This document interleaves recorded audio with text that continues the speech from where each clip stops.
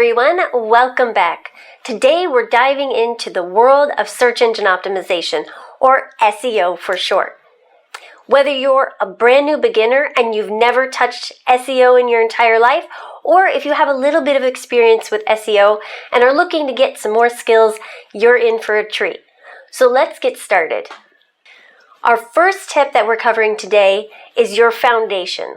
This is the groundwork for all SEO, and you have to start here before you do anything else, and that is keyword research.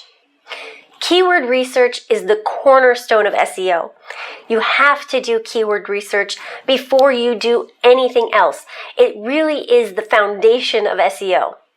So you might be wondering, what is keyword research? How do I start? What do I do? So the first thing you want to think about, and this is the fun part about keyword research, is who is my client? I want to basically emulate them, get into the mind of them and the psychology of them. What is their problem? What might they be searching for in order to find my services? It's not going to be your name of your company. I guarantee you it's not. So just eliminate that from your keywords completely. It's going to be, how do I fix XYZ problem? Or the XYZ service near me. It's going to be something that's very generic and broad, but you still want to be able to show up for it. So once you kind of think about, get into the mind of your ideal client, what they'd be searching for to find you, come up with about 5 to 10 key phrases that are just you, that you came up with on your own by knowing your ideal client and knowing your ideal customer. Once you have those 5 to 10 keywords, that's when you can go into a keyword planning tool to really expand that key phrase to some more suggestions that'll help you show up in some more areas that you didn't even think about. A couple of keyword tools that I really love are Google Keyword Planner and SEMrush. Those are really, really powerful tools, and both of them have free versions. Of course, Google is completely free, and Google Keyword Planner is actually my favorite, mainly because Google Keyword Planner, it ties into your Google ads. So let's say you have your 5 to 10 key phrases, you expand with that on Keyword Planner, and then you take those keywords and then you can make a Google Ads campaign directly in the platform from that. And it shows you insights of how much it'll cost to do a Google ad, what the search volume is, and all of that right in that simple, easy to use tool. So definitely think about using Keyword Planner and start getting your keyword foundation set in stone. And then we'll move on to the next step, which is your content. High quality, valuable content is key to all search engine optimization. You can stuff keywords in tons of different places on your website, but when it comes to content, that's what's really going to convert people to know, like, and trust you. So, how do we do this? Well, you're going to start with your core pages on your website. Your home page, about, services, all of those pages really need to be robust. To put some numbers on it, Google needs to see at least 300 words on a page in order to rank you. Now, in a perfect world, you're going to want to aim more for actually closer to 1,000 words on a page. I know that sounds like a lot, but you're not going to put it in a paragraph format. You're going to chunk it up. And trust me, once you start diving into these keywords, you're going to find that you need a section for all kinds of things in order to get all of the messaging across. The other way you can add high quality, valuable content to your website that Google's going to love is articles, blog posts, videos, infographics, white papers, case studies. There is so much content that you could create that is going to give people a huge sense of who you are, what your company does, and how you help them.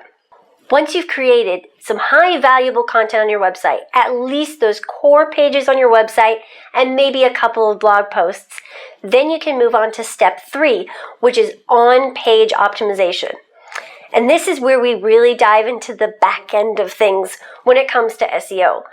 This is your meta titles, meta descriptions, your heading tags, the structure of your website. These kind of things are super important to Google. If you don't have this set up, Google has a really hard time reading your website and figuring out exactly what you do and what your business is all about. Let's talk about some of the terminology when it comes to on-page SEO. So the first thing that you want to worry about with your on-page SEO is your meta title and meta descriptions. These two things are probably the most important part of on-page optimization. So whether you're using Wix or Squarespace or WordPress, there are ways to edit these titles and descriptions that are in the back-end settings. So if you're on Wix and Squarespace, it'll typically be called SEO and it'll be in the page settings. If you're on WordPress, you will have to install an additional plugin. I like to use Yoast SEO. That one's my favorite, but there are a couple other plugins that you could use, and that will allow you to change the meta title and meta description on all of your pages, and including your blog posts. So the other thing that you want to take into account when you're doing on-page optimization is the structure of your heading tags.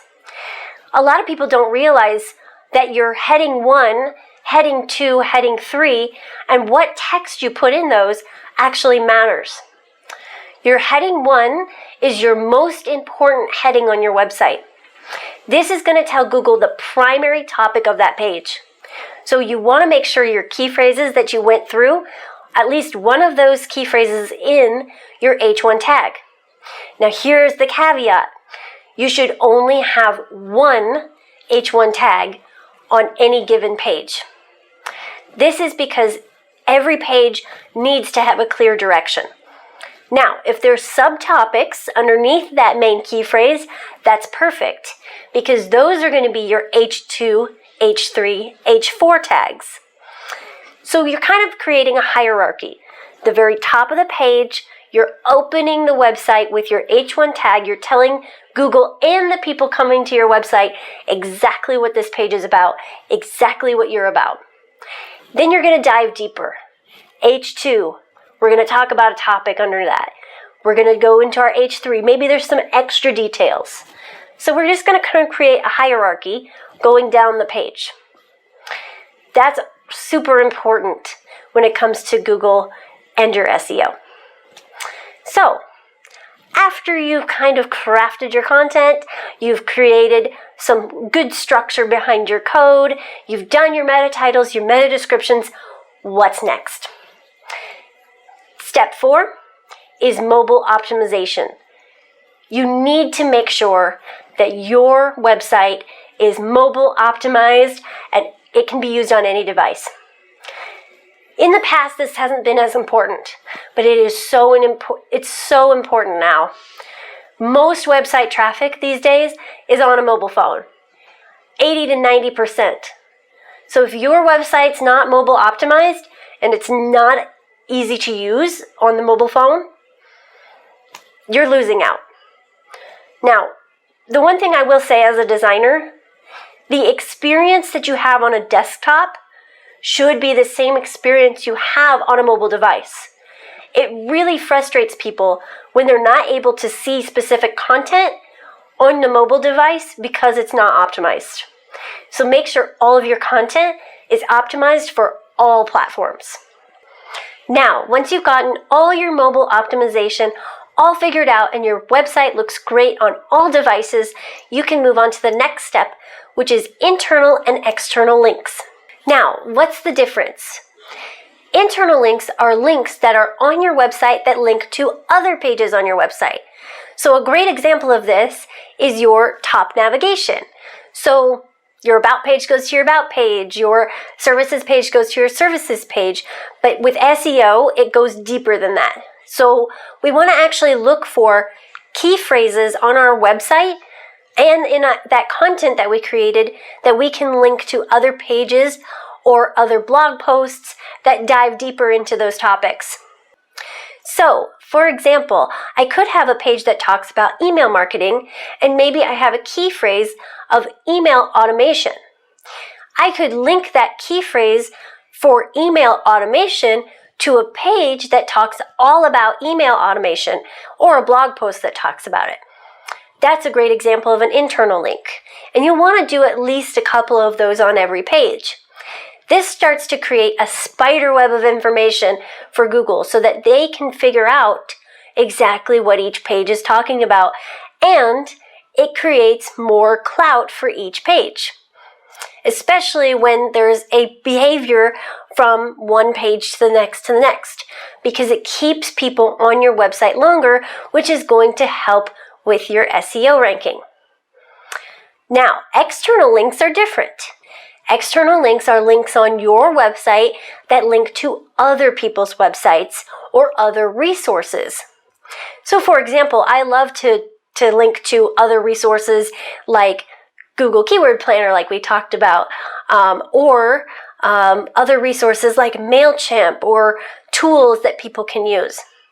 So these types of links are outside of your website, and you always want to open them in a new tab because you don't want to take them away from your website. You just want to give them some additional information. And Google really likes it when you kind of give people some external resources that are not just your own, and you're helping other people as well. So, once you've done some internal and external links on your website, you can move on to the next step, which is image optimization. Images are more than just visuals on your website. They can actually be really good SEO tools if done right. And the optimization of images is usually forgotten. The first thing you want to do to optimize your images is make sure they're not too big. This can really slow down your website, which will lower your Google ranking. The other thing that is so forgotten, but so important to your image optimization, is alternate text. Alternate text is for if your image on your website is not visible, what would that image be? So, for example, if it's an image of a tree, you would say, this is an image of a tree. But the important part is to really describe what that image is if someone couldn't see it. So, this is also important to Google because this is part of accessibility.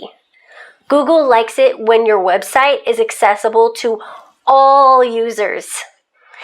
Now, there's a lot of people that are visually impaired and they use screen readers on their computers. What's going to happen when they get to that image, if you have no alternate text, is it will not be able to read it to that person. And that person won't know what that image is. So, Google can tell if you don't have alternate text on your images. So make sure you have alternate text on that. But also, you can try to pick out some images that match your key phrases so that you can get those key phrases in that alternate text. And when you do that as well, your images will start to show up on Google image search when people are looking for those things. So that can really help with your optimization as well. So once you have all your images optimized, resized, and with alternate text, we can move on to the next step, which is page speed optimization. Page speed really does matter when it comes to search engine optimization. When your page loads slowly, a lot of times people won't even let it load, they'll just leave, which is called a bounce. If you have a really high bounce rate, Google will think either A, your website doesn't have valuable content, or B, your website might be a scam. So, in order to combat that bounce rate, we want our website to load as fast as possible. You're aiming for less than a second, which I know is kind of a lofty goal when you have a lot of videos and a lot of pictures. But if you optimize those and resize them, it's totally possible. There are a few tools that you can use to figure out why your page is loading slow, because that's really the biggest question a lot of people have is, well, I know my website's slow, but I don't know why. So one of the great ones is Google Page Speed Insights. You can just paste your URL into that, and it'll show you exactly what's wrong. Another one that I like is GT Metrics. That one is really good as well, to show you exactly what's wrong with the page that's making it load really slowly. So kind of dive into that. Usually 9 times out of 10, it's your image sizes and video sizes. You want to make sure videos too are all embedded through YouTube or Vimeo, because you don't want to use those resources on your website. So once you've optimized all of your page speed on your website and your website is blazing fast, you can move on to the next step, which is social signals. This is where we start driving traffic.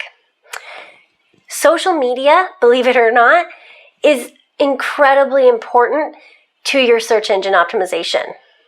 When you post content on social media and link it back to your website, and a lot of people are clicking on that, it really starts to increase your ranking, because unfortunately, search engine optimization is a popularity contest.